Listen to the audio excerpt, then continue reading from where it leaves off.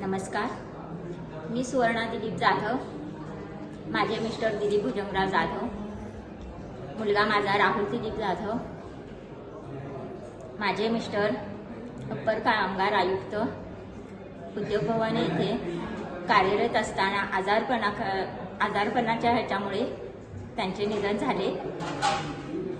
2016 मध्ये मुलं लहानच होती, शिकत होती, त्याच्यातून आम्ही हे उदरनिर्वाह करत पुढे मुलांचे शिक्षण पूर्ण केलं। आज 10 वर्ष झाली। मुलाला